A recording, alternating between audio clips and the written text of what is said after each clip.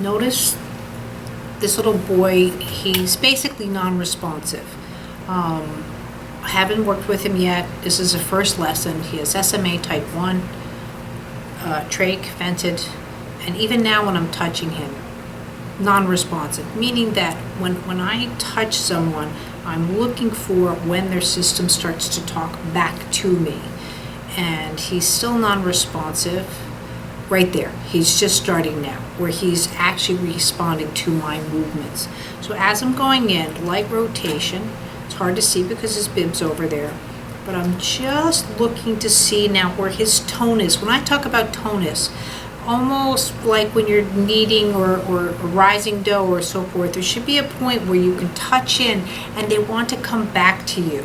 If you notice, I don't let objects or people fall back into my hands. I'm bringing them back. So I'm not rocking. It's the way that they're coming back. If you look at little babies fall down, but they come down to the floor. They don't necessarily fall down.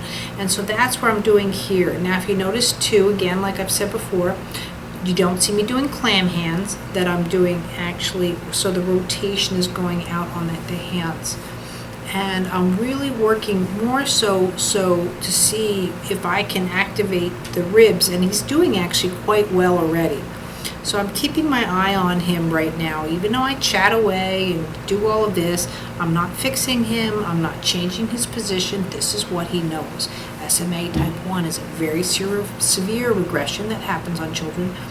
And they had movements and then it starts to regress out. Type 1 is the most severe, but there, you see a nice, now his diaphragm's really starting to kick in.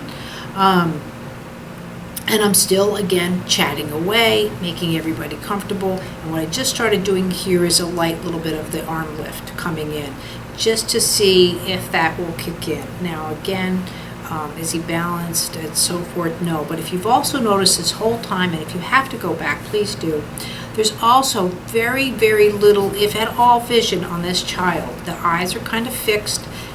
Sort of staring at mom, but he's not working the room, as I call it. He's not moving around and looking around like that. And that's some things that you need to look at, because this is about to really change. This is Michelle from Movement Lesson. I wanted to get right involved. I think it's about time you start looking at some of my before and afters. I haven't done a lot of them because I'm a very busy person. I really don't want to look at someone and say, sorry, I can't see you to March. I now have wonderful people around the world that work with me, and as you can see, he's being suctioned right there, and I still keep working. He has to learn how to move with and or without being suctioned. Kids have to learn how to move with or without having seizures, asthma attacks. I work on some pretty hardcore, but that's not the point. I'm there, even though I'm talking, my tempo, my touch has not changed one bit. Again, look at it like driving a car. You don't want your hands to drive a car. You'd be wrapped around a tree. I'm at that level.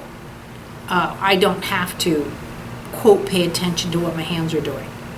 Now, as you can see here, looking at weight transfer. See where he is? I'm looking at the tonus going into the shoulder. So, and there, his finger started to move. And so, and I'm really quite pleased with this lesson so far. I'm not letting the parents know just yet because I'm still a mom with the special needs kids, so I'm not looking to start getting people excited. And a lot of it, you can see how low tone it is. The hand, half the hand movement is just that he's going off his breathing on the diaphragm. It's not even a self move. I even remember with him that really his metatarsals almost were like sunken into the table. It was quite profound where he was at. So, but now I'm after the pelvis. Again, looking for almost like a boat, that weight transfer, that counter. I'm not rocking. There's no same. You'll see, very here, gentle. And I'm looking to see how he comes down. See, now he's really, with that pelvis, and now he's really starting to kick out his diaphragm. So, and he's getting some strength into the breath, which is what I'm happy with. And then also too, even though it looks like the leg's flopping, I'm holding the leg there, I'm still letting, again, that heel, that knee, weight transfer, and he's actually maintaining a little bit on the inner side of the leg. again, I'm pretty jazzed right here, and you'll know how much so for it because one of my, she was a parent at the time, but she's now a practitioner, is in the other room, and I'm actually going to get up and get her to say, you need to see this lesson, because it was pretty special. I don't get all of it always in one lesson per se, but really to see an unresponsive child to go into what he'll be doing is pretty cool. I hope you're really seeing in this how long I stay on an area. I'm not about 3 minutes here, 2 minutes there. I'm going now. He's starting to cross midline here, meaning the sternum is starting to cross his chest. So is his pubic bone. He's starting to transfer out. So I want to take advantage again. See now, again, lightly bringing back and forth that weight transfer that's going on, all of that detailed work. But if you notice too, his knee isn't falling back now. He's sort of maintaining that knee upright. Now, can he put it in that position? No. But there, see, it just flopped out, which is fine. But he at least knew what it was like to have it in a stable position for some time. You can't do lessons like this, I'm sorry, in 10 to 15 minutes. Even if, okay, you saw the changes there. I'm fine. I can make changes in 5 minutes. As you saw, I made changes in a minute. That's not the point. I'm here to offer that detail. They need to start turning changes into functional movement. So that's where I'm at. I joke around, it's like I have a, surgery without knives. My attention's in the detail. Now it's the first time. Now he's actually bringing his fingers off of his body, and at the same time I'm bringing the arm up, but again, arm up in a way and stuff that it's starting to counter with, so it's breathing in his arm. I'm kind of doing that work as we go. But you really need to have a bit of patience with this work, but at the same time allowing that to happen. Now look at his hand. Look at his hand go up on my wrist. Do you see that? As I'm bringing him back, do you see what he's doing? And it still just chokes me up. I mean, I know I do the work, but that's something, that child could move his, look at the hands go up. And this is what we're after. And now see too the differentiation of the hand. Now he'll fall coming back this way a little bit, but he's bringing it back, and he's got his hand going. And yeah, I'm just adding, when I brought the hands back here, again, just a little bit of tension into the breathing, but not much. If you notice too, I'm not squeezing in, I'm letting go. I'm letting go with that. So there needs to be air on that. Can I have a blue ball, please? So now I'm slowly starting to move him around, just to give him a change. What I wanted to show you on that, right? So what I'm doing is I'm not squeezing in. See where the air goes? I'm allowing that air to come out. Do you see how I'm, in a sense, for those of you who are familiar with cranial, it's almost that same type of movement, that 5 grams allowing to come back. Now I'm taking off his shoes here. Now some people would have kept the shoes off from the beginning. Lots of times kids, first therapy, they've been through a lot. Let me tell you, if this kid's been trached, vented, and so forth, nurses, he's been through a lot. I'm just leaving him as it is. If I find a position where I can be more comfortable and get to know him, I'll go in there. So now again, notice he's keeping his arm up, but he's resting in my hand. Do you see that? I'm allowing my support. I want him to be 150% successful during this lesson. I don't want him to be like, oh, I tried, I can't do it. Well, if this is the first time his fingers are moving in a couple of months, let me tell you, he's going to be successful on my watch. My hand's right there. He's not like grabbing my finger, but there's just a really nice bond with that. And I'm just coming underneath into the hips, into that pelvis, but I'm bringing that pubic to cross midline. And notice too, I really have a hold on his system. I'm not letting him flop as much as I'd like to. At the same time, I want to give him that opportunity to know that just that shifting of the weight, that weight transfer. Notice his head still not moving left to right just yet. The vision is still pretty static, meaning that he's just off. Right, so he's about here. Now again, that's going to change without the lesson, so or throughout the lesson. So this is a cool lesson. Sorry, I've said that before.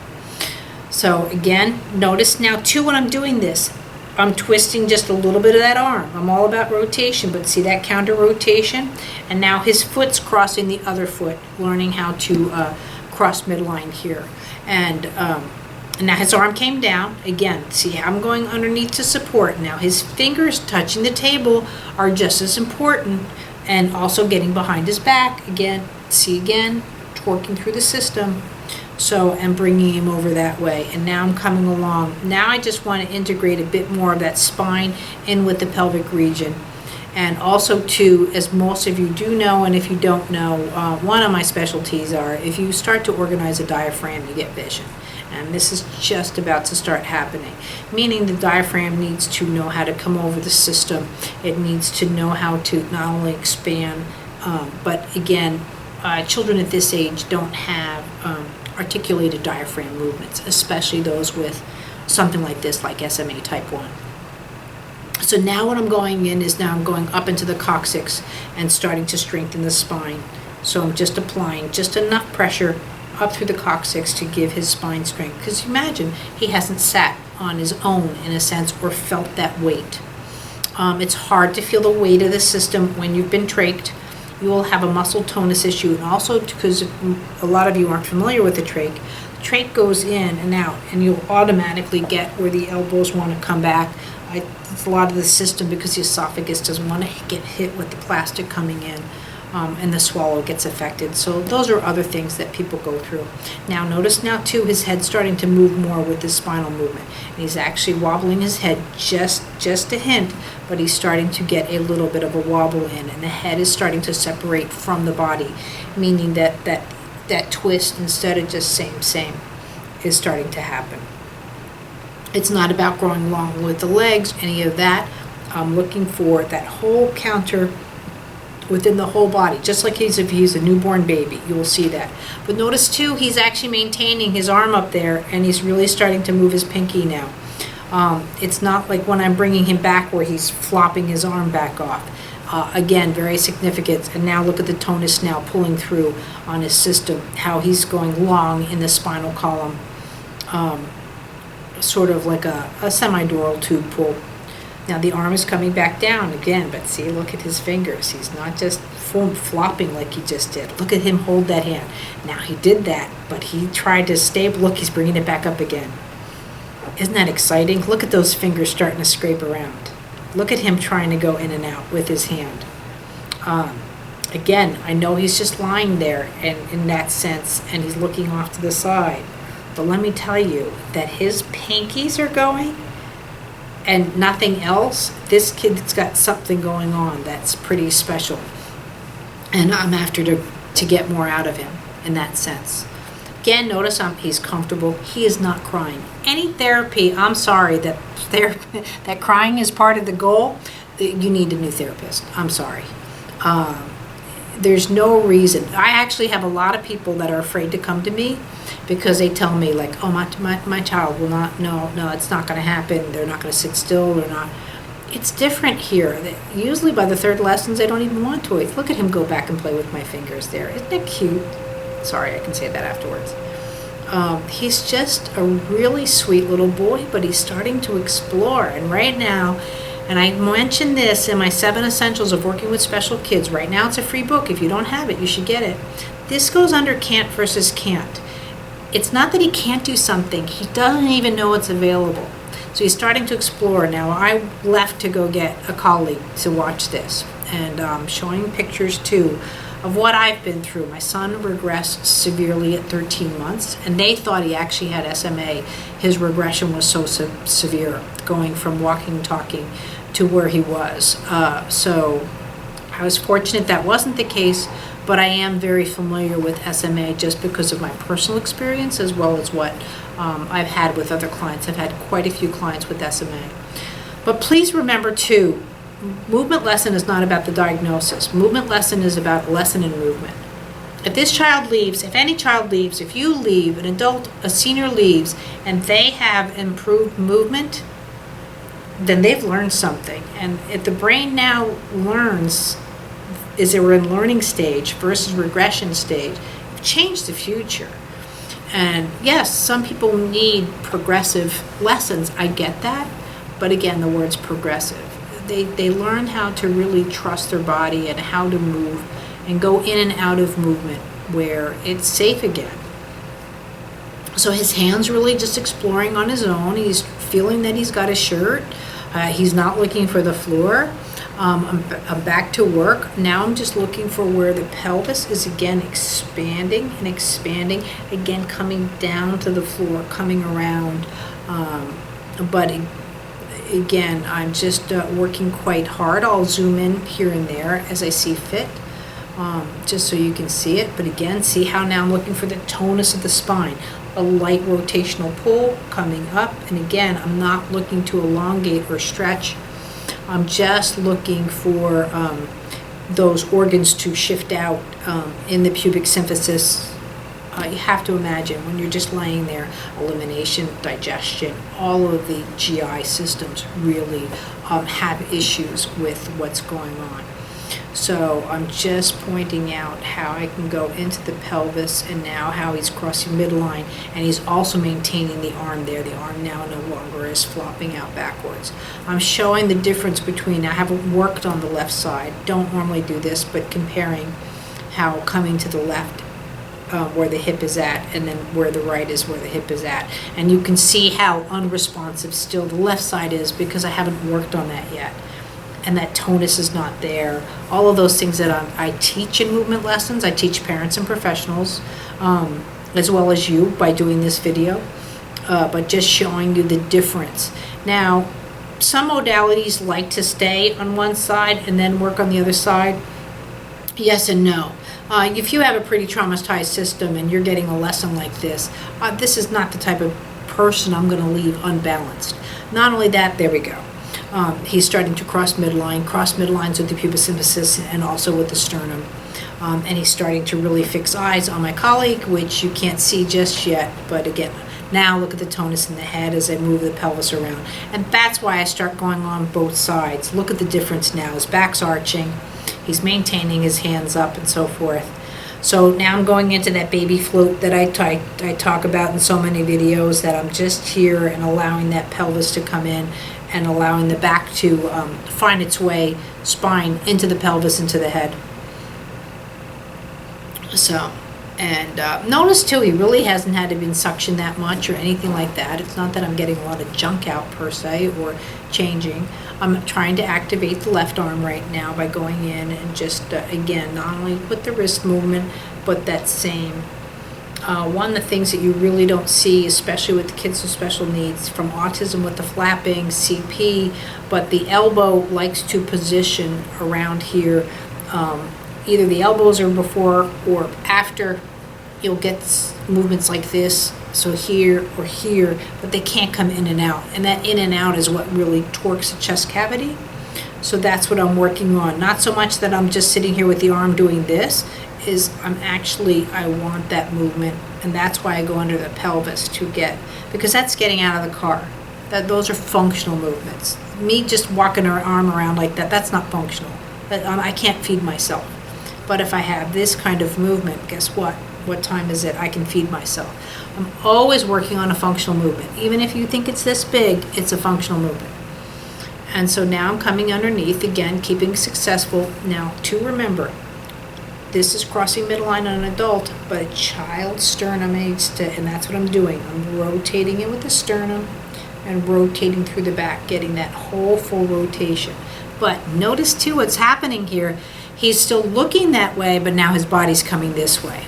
So now I'm going after that upper neck and so forth to start switching that around. And there the eyes start crossing midline, and look at those eyes. Can you believe it? Look at him work that room. He's starting to look around. He hasn't been on that side of his body, let me tell you, unless he's being picked up or handled. But a child like in this condition, unfortunately, again, non-responsive, can't roll around. And look at him start looking around. Now he sees the camera, and now he's going down, sees lights. But look, see, now he's looking down at me. He's got lower quadrant vision. And he's starting to say, like, hey, lady, look at him, like, just bop around. Again, his hands are not falling. His eyes are starting to, and that's what I'm working on now with the pelvis, where I'm just letting his eyes float around. Look at him. See, someone came into the room and he got it. Someone came into the room and he just, bing, look at how fast he is. To have a neuromuscular disorder and have eye function at this kind of speed is just unheard of. And you really need to do a modality that has this kind of approach to someone like this. If you can't initiate this, then you're not doing this. You have to go after and really to take the time to go with the details, with what needs to be done with your child. There, now his knees are starting to go into a crawl. See how I'm bringing the left knee above the right knee. There's a lot that goes on in a movement lesson. I know people think that I've just held that pelvis for 10 minutes, and it's not about that. Now I'm bringing his back to the table. So as I lift up, his back is going down into the table. Now that I'm moving the knees back and forth, again, I'm not crunching the knees in half. Pelvis rolling through, pelvis rolling through. You know, when a child sits down, it's the bum that has to go down into the floor. That's what I'm doing. So it's not that I'm pushing up like this, it's I'm bringing down, rotating through the knee, bringing down. It's a completely different move. But yes, it will look like I'm doing this, and that's not what I'm doing. You have to look at the human body like pouring water. This I'd be dumping water out, right? But this I'm trying to save it. This I'm trying to save. I'm not trying to let the water come out of the system. So now I'm bringing the other knee up and going around, coming through, and the nurse is mesmerized by his hand function, so she's testing him, which is quite, and you see he's grabbing her finger, and they're just amazed. He's actually grabbing the finger. And so it's very typical that someone's going to test your work. Especially grown men, when you get to work on them and they get up off the table and they just either think that they're Hercules or want to prove that they are.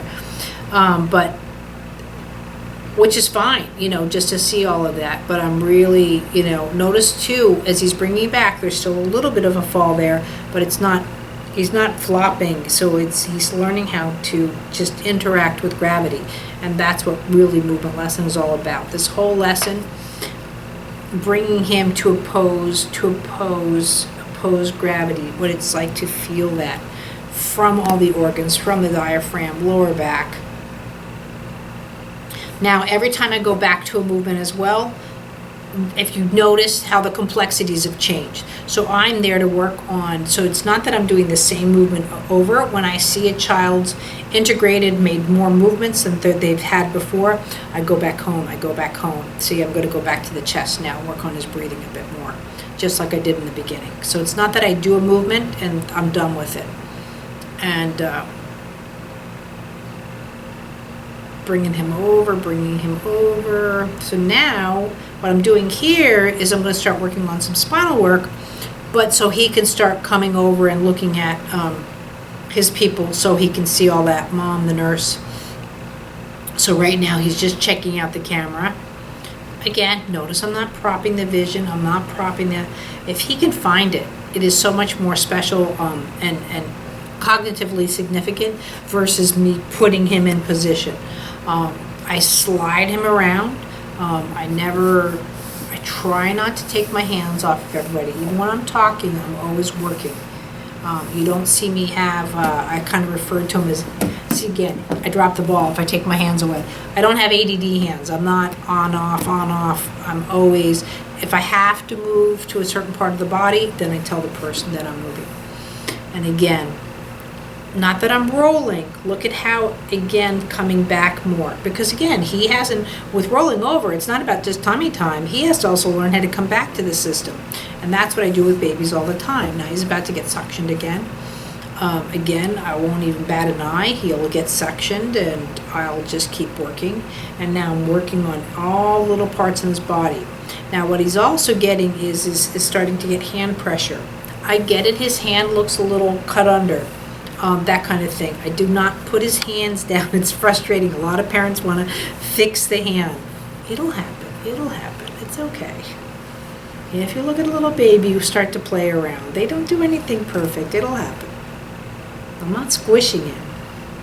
Again, he's not crying. He's not doing anything. His eyebrows are actually starting to work here. where you'll see all of that.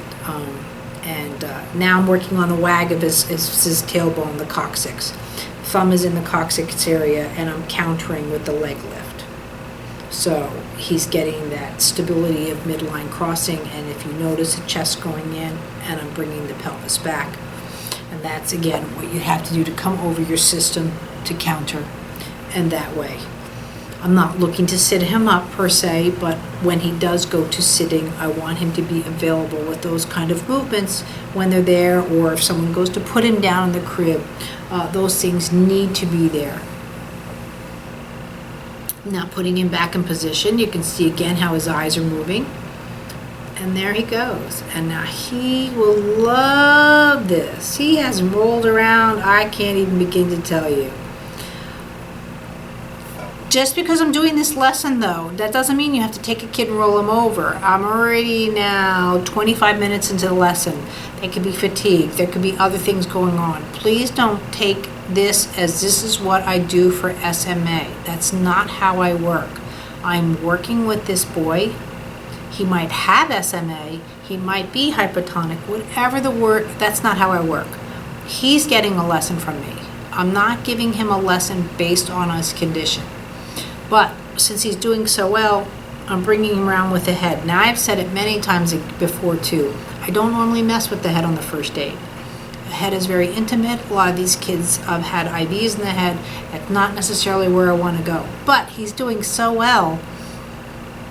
I need to help his vision. I need to balance out the eyes and the head that he can have that counter action, that float within the eyes. And that's what I'm after. So I'm not, again, lifting the head.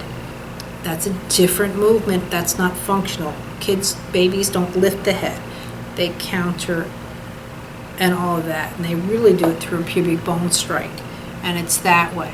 But again, with someone this low tone, that will be the first countering that you're going to be doing with them. And again, see how he's coming over. Now watch how I bring him down to the floor and up. And the same thing, I try and maintain the same tempo going down as going up. Now I'm just doing a small skull lift. Again, it's just about this kind of lift. I'm not just pulling his head per se. And I'm still going off of his system. These are very advanced moves, I get it. I just want you to see a before and after in just one session, what it could do for a child afterwards, where I can talk through it. If you'd like to see more of these, please leave a comment below, and I would be happy to start including that more. I have the world's largest video and training library online. Nobody has more videos than I do working with the human body. But I'm always open to new suggestions, and if you would like to see a full lesson explained by me, and this is something that interests you, I need to know about it, so please let me know. See, now Mom's trying to fix him out and to prop him, but see how she's talking to him, and he's maintaining eye contact and keeping it. He's being suctioned away, mouth suctioning now, and again, I still stick with it. Why shouldn't he move and go through it? I don't want him to look at any piece of equipment. It's a part of his life. It shouldn't be threatening. Nothing should be threatening to a child. A child should enjoy their life. He has life experiences you and I will never know. And it's not to feel sympathy with, but to have a connection with that child and to offer them. Again, if all I offered him was this improved breathing, he got a lesson. The hand started moving, he got a lesson. But the fact that we've got eyes and everything else going on, and again, the surprise is still going to wait for you. So now here I'm just working with the head. Now I'm starting to counter the neck a little bit. So the head and the neck, I'm working on just that counter. And going around with that. Probably have a little bit underneath the shoulder as well. Look at that little cute smile he's starting to think about. And he is just looking up at the ceilings, looking around. You see how much more now his eyes are really starting to work? You see how much he can dart around. Now, no offense, again, the legs are still very unresponsive. Look at this kid's system go. You know, he's just happy. Why shouldn't he be happy? You know, he can finally just walk around and see his mom and stuff. I just think it's cool. So, again, as people leave the room and come back again, he just notes it. He's just chilling out. But I really take into account the way his eyes are and his movement and going around from that. Believe it or not, I'm so used to it. I can feel vision through my hands, and so I don't need to know if he's doing something or not. So now I have my intern at the time working on just bringing some beads. Now all I was doing right there is allowing just a sensation of touch to his hands. He's just still sitting there with his hands working them. I know you can't see it on the video. This is now why I do 2 videos on site. But he's just sitting there playing. What's nice about the beads, there's no right or wrong way to play with beads. Great cause and effect, great movement through the beads. And so just enough, and look at that. He's moving his hands, can you see that? With the beads on them. He can handle listen, this is significant. He can handle lifting his hand up with the weight of the beads. Let me tell you, for somebody as low tone as this, that is a significant move. Again, I'm not trying to fix them. I'm just trying to get him where they're at least somehow in his system, so he's just feeling the difference of his hand coming up and something with weight on it. Again, if you haven't played with beads, they're great. They make noise when you touch them. They're sparkly. And we're just going from there. And he's just playing. Now I'm just doing a light jaw work in here. And again, I'm not going after compression. I'm going after that counter. Going after that counter. Now you can see again where I mean unresponsive. I'm not going to try and get his sternum to cross midline when I've got a knee all the way back there, because again, that wouldn't be successful to a little munchkin. So eventually I would need to come all the way down and bring that knee over, because that's the way the human body at that age would be working.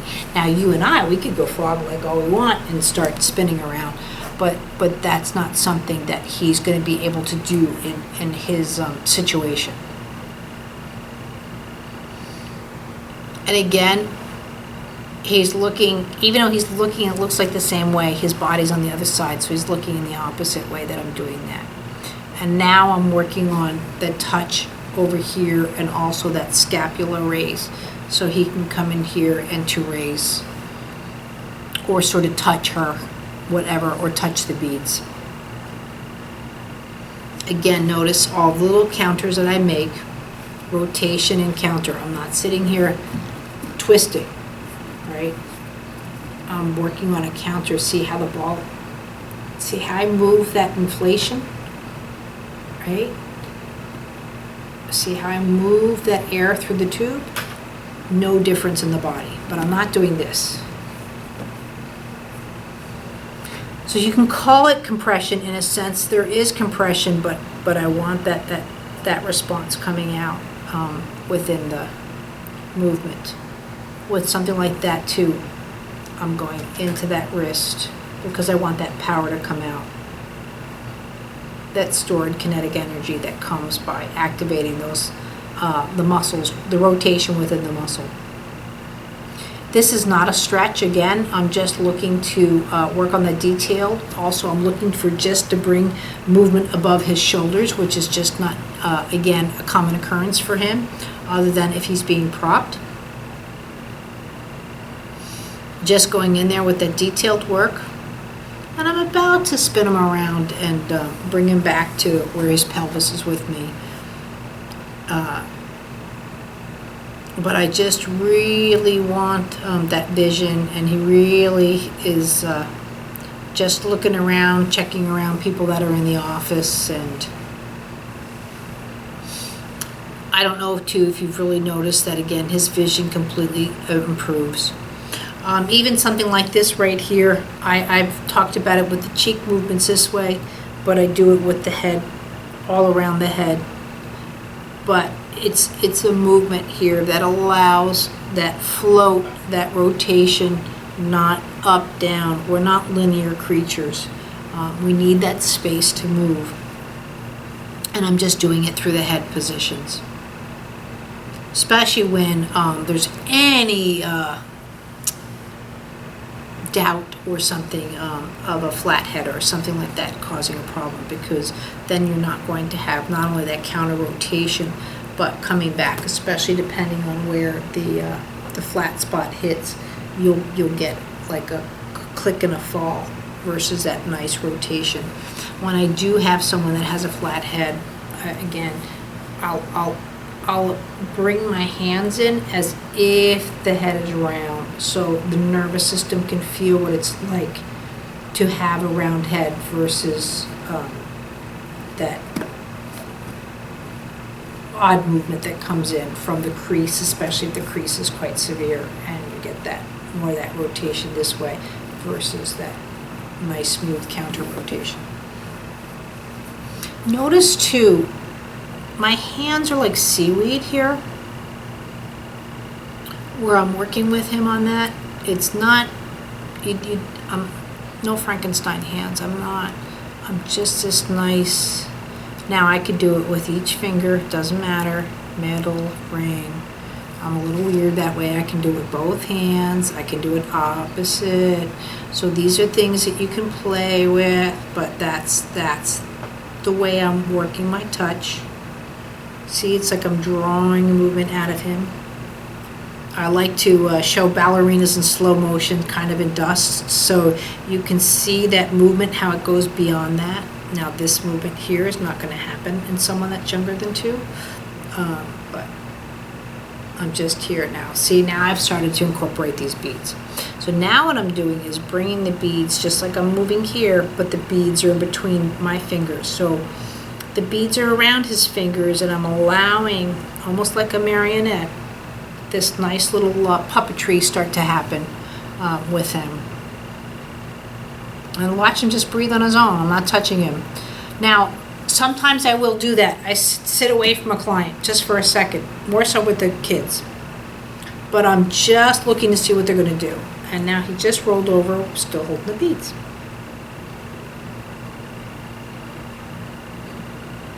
But I'm going to work on this side a little bit just to get his spine organized. But look at that. He's still holding those beads. He's got his eye on the prize. And he really is getting them. Now, by holding the beads this way, guess what the beads are doing? Same thing that gravity is doing. It's allowing that movement to happen, right? So as they're going long to the floor, and he's coming back up again and trying to manipulate, but that allows him to learn those movements, not just by himself. That's why toys are really important, and movement for your child. When you restrict mobility, especially in infants, these are our foundational movements. And when they don't have this ability to literally play with themselves, but with gravity and with toys, their lives change. And it's not always for the better. And it's not about, my child's fine. I'm not looking for something to be wrong with your child. That's not it. I'm looking to enhance their life. And the only way you can do that with any child, especially under 2, is through movement. It's just that simple. You can save your ABCs all you want, but the more a child has successful movement. Now, learning what successful movement is, going up and down, is just as successful. You cannot be a truly successful person unless you've learned to fall down. And that can be a metaphor, but it's a physical thing with babies. The way they fall down is very significant. It's one of the telltale signs for autism when the fall's not correct. And they actually do fall down. And that can be changed. And that's what I'm here for. I don't want any more special needs. This child has a life condition. I understand that. This child has low tone. I understand that. This child he's still not even done, is improving so much in less than an hour. They can't necessarily do that on their own. And sometimes we all need a little help.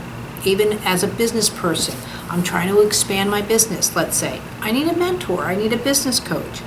That's what I'm here for. I'm a movement coach. And I'm just trying to offer anything I can for this little boy. Now I'm working on making sure, see now, this is what I call crossing midline. You can really see it in his pants. The stripes going down his legs and stuff, and as he's flagging, I use that word a lot as well, but he's crossing midline on the side of his back, the chest cavity, also the trochanter hip joint. What he's doing is he's learning how to breathe this way and backwards. What you'll see a lot of times, especially in CP, I only know how to breathe, let's say, on my back. And so when then you go to bring them over, they go, and they actually, so they're actually, they've learned to hold their breath, and that stabilizes their system. And I don't want him to do this. I'm not looking for tummy time at this point, but I want him to learn how his stomach, in a sense, his chest, his lungs, his wet tissues go to the rib, go to the floor. Again, I'm not looking here like this. It's not about rolling, rocking forward. Again, it's these marionette hands. And I see how I go and I stall out and I come back in, almost like as the ocean comes in, the water, it sort of stalls and comes back. But you don't see me doing this same back forth. I'm not rocking this child. And again, he's still got those beads in his hands, so he's really something. And he has what my son taught me. We see slow, we might see unresponsive in that sense, we might see unable, can't. Let me tell you, if we worked with this much concentration, if you go back and watch the concentration that this child has just in this lesson, we could all change the world. So let me tell you, I think you need to take a moment and learn from these little guys, because they'll change your world. It's not about feeling sorry. I don't feel sorry for anyone on my table. They're there for a lesson. But look at how long he's maintained. Nobody's played with him in that sense. And he's got the beads. He's just content. And that's not such a bad thing. I don't know many adults that are just content. Again, he's scanning the beads. He's doing all of that. Even though I'm doing the pelvis and so forth, he's still getting visual, fine motor skills, all these type of skills that help his nervous system. So now what I'm doing here is just swaying the spine just a little bit. Again, not that that's a functional movement, but I'm kind of reversing out sitting here. So if he was to sit up, same movement would happen, but in reverse. His side would sway, and then he would roll up into sitting. So I'm just putting the motions in his system, but I realize that he's not ready to sit up. But again, I'm just there. It's not a flexibility. I did not just lift his legs up. I'm looking for again that coming to sitting eventually. But right now I'm reversing it out. And another way I look at reversing out, it's like if I change the floor. I see the world pretty three-dimensionally. I just say, oh, it's because I've had architecture. I don't know. But I can see something like this. It's sort of like there's glass right here. It's still a crawl movement. I'm not crawling, but the crawling is happening. He drools. He's a drooler. So we're just bringing him down. I'm going to go back to the pelvis now. There, see how he grabs the eyes on the beads? You see him there? He's looking. Now the nurses are, now look at the left hand's moving. Do you see that? The left hand took a while to come in, but do you see those right hands? Do you see how, again, can't versus can't? Those little paws are like, oh, I'm going to get that thing. Now, I get it, he's not reaching for it, but do you see where the brain's at and the little fingers are at? His brain's going, I'm going to get it. Now, I want the success to happen. Again, we're now 40-some minutes into the lesson. I want him to be successful.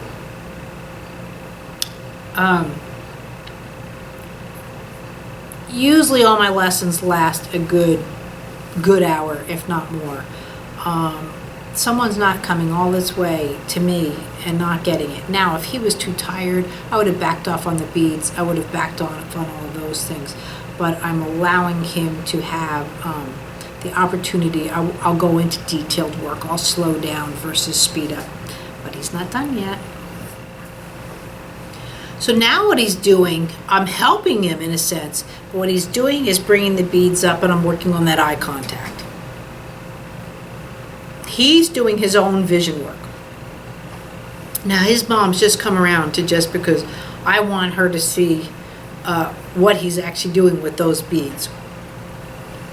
And again, it's one thing to be like, oh, I have beads, but that wanting to like, now I don't know what he's thinking. If they're green, if they're sparkly, or he's just happy he's got them. He's responding to stimuli, and that's what it's about. We can put labels on a lot of things, but be very careful that you're not putting the label on the action versus a movement. What do I mean by that? If I throw this ball right like this, let's say it goes into the basket 3 out of 5 times. Well, I'm now have a 60% success rate. So if my goal as a therapist has to be at a 80% rate, now I need 4 out of 5 baskets. That's an action. They can be stimming and all this sort of stuff. As long as they get into the basket, they get into the goal. Be very careful that those are your goals. I'm not about the actions. Yes, of course I want us, even though I'm excited about the beads, if you don't think I'm ready for this child to eventually learn how to drive a car, that's how I work. I'm not working on the mini stuff. Yes, I might be working just on head control or something like that, or that's what it looks like. But my brain's out there. My brain sees a life not under my goals, but in general goals, because again, I might hope for my child to be a physicist and he'd rather be a musician. So you have to watch your goals too. I'm here enhancing his movements, what he does with those movements, how he's successful is. If you notice now, beads are in both hands.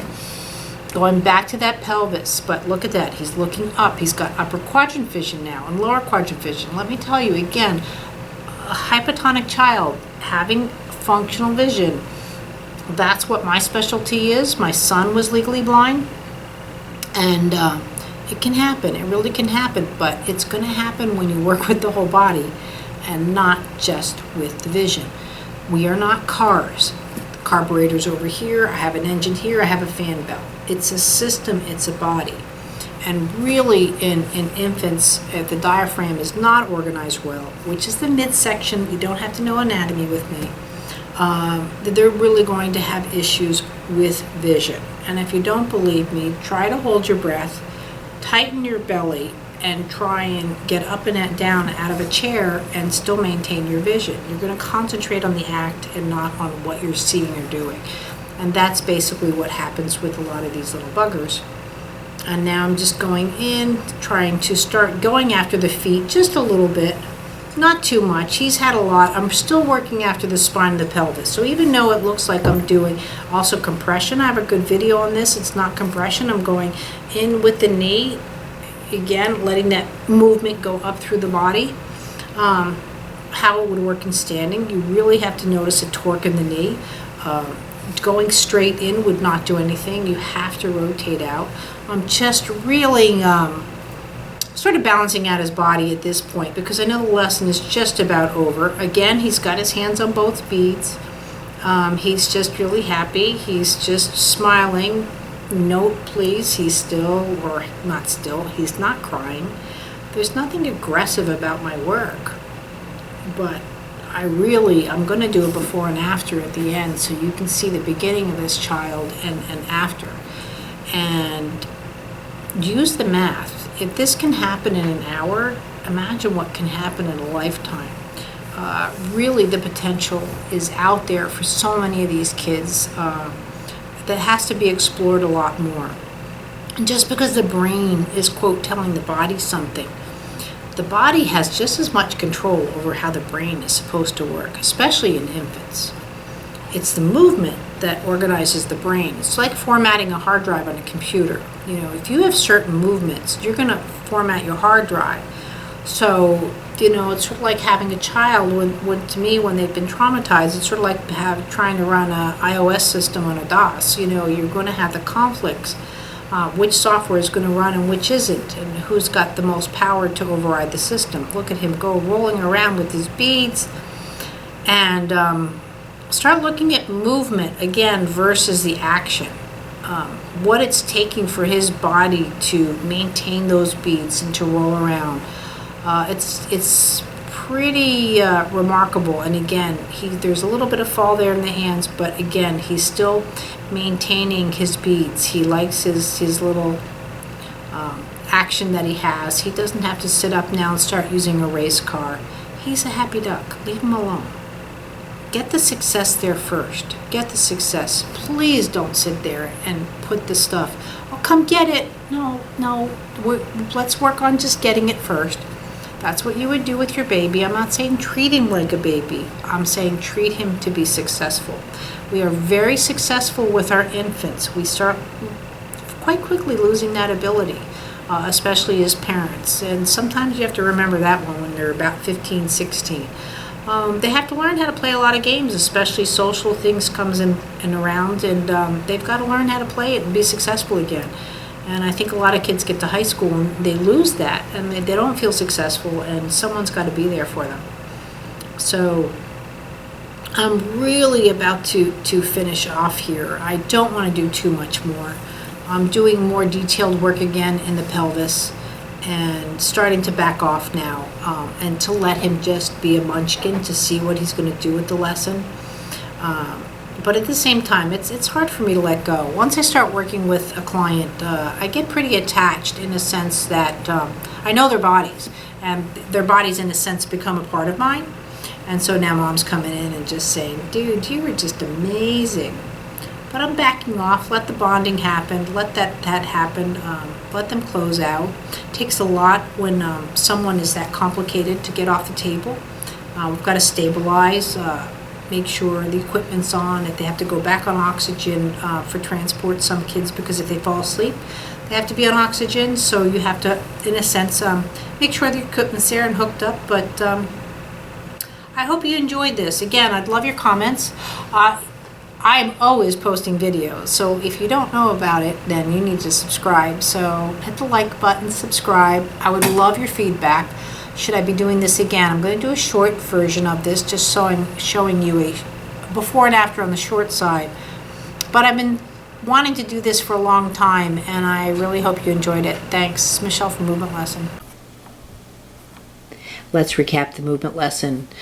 Before, you had a little guy that was, for the most part, unresponsive. Labored breathing, ventilator, hands that were unable to function due to his condition. Same with his vision. His vision was stuck because the muscles in his system were limiting his ability to move his head, to work the room, even eyebrow function. Less than an hour, even less than 50 minutes, you have a boy that can work the room with his vision. His breathing is much stronger. He ended up getting off the ventilator, which was wonderful, but that was later. And he's using his hands.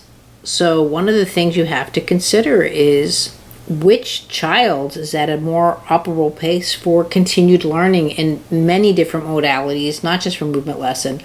And it's the one after the lesson. He really, he sort of got a chance to wake up again, and it was a nice lesson to watch.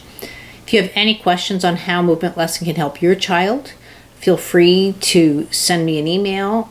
We have practitioners all over the world growing stronger through trainings, which you're more than welcome to join.